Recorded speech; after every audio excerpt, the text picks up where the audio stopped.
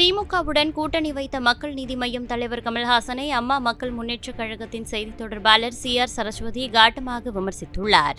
ராஜ்யசபா சீட்டுக்காக மையத்தினோட மையமா இருக்கிற தலைவர் கமல்ஹாசன் அவர்கள் டாஸ்லைட்டோட சுத்துறாரு. அவரா சொல்லுங்க. ஆனா கமல்ஹாசன் 2021 பேசலாமா?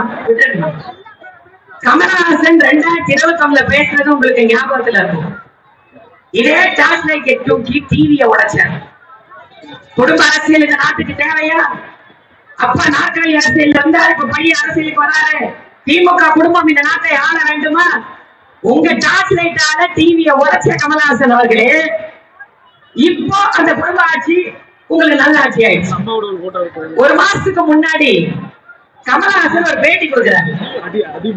அதாவது அவர் கட்சி ஆரம்பிச்சு 7 வருஷம் முடிஞ்சு பத்திரிகையாளர்களை கேட்கிறாங்க, ஏங்க நீங்க கட்சி ஆரம்பிச்சு 7 வருஷம் ஆயிடுச்சு, நீங்க முழு நேர அரசியல்வாதியாவே இருக்க மாட்டேங்கிறீங்களே, தேர்தல் வந்தா வெளியே வரீங்க, அதுக்கப்புறம் பார்த்தா பிக் பாஸ் நடத்த போயிடுறீங்க, ஷூட்டிங் போயிடுறீங்க, ஒரு கட்சி ஆரம்பிச்சு ஆர்ப்பாட்டத்துல கலந்துக்கணும், போராட்டத்துல கலந்துக்கணும், மக்களை சந்திக்கணுமே, வரவே மாட்டேங்கிறீங்கன்னு ஒரு பதில் சொன்னாரு பாருங்க கமல்ஹாசன். அந்த மாதிரி பதில நான் எங்கேயுமே கேட்டதில்லை.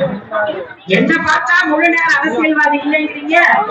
ஒரு உண்மையை சொல்றேன், இந்த நாட்டுல முழு நேர அப்பனும் கிடையாது, முழு நேர புருஷனும் கிடையாது, முழு நேர பிள்ளையும் கிடையாது, நல்ல முழு நேர பொண்டாட்டியும் இல்லைன்னு சொல்லாம போறாரு. இது ஒரு பதிலா?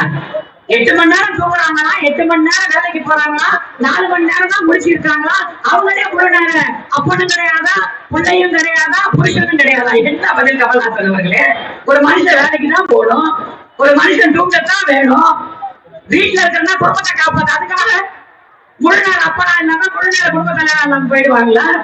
ஏன்னா அவர் பேசினா அவருக்கும் புரியாது, நமக்கும் புரியாது. இது இந்தியா கூட்டணி. இன்னொன்னு கேட்கிறேன், அருமை சகோதரிகள் இவ்வளவு பேர் இருக்கீங்க, திராவிட முன்னேற்ற கழகம் ஆட்சிக்கு வரும்போது 2021 என்னங்க சொன்னாங்க? திமுக ஆட்சி, என் சகோதரிகள் அரசியலா கேட்கலாமா? ஒரு பொதுமக்கள் உங்ககிட்ட கேட்கிறேன், திமுக ஆட்சிக்கு வந்து எல்லாருக்கும் 1000 ரூபாய் வந்துருச்சாமா? எல்லாருக்கும் 1000 ரூபாய் வந்துருச்சா? எல்லா பெண்களுக்கும் 1000 ரூபாய் போய் சேர்ந்திருக்கா? தமிழ் செல்வன் அவர்களே, இந்த கேள்வி உங்கள் காதில் ஒலிக்க வேண்டும். இது அரசியல் அல்ல, மக்களுடைய பிரச்சனை. நீங்கள் சொன்னபடி, முதலமைச்சர் சொன்னபடி 1000 ரூபாய் இன்னும் எல்லாருக்கும் போய் சேரல. நீங்க எதுக்குமா போய் சொல்ல போறீங்க? அவசியம் இருக்கா? நான் வாங்கிட்டு வாங்கன்னு சொல்ல முடியுமா?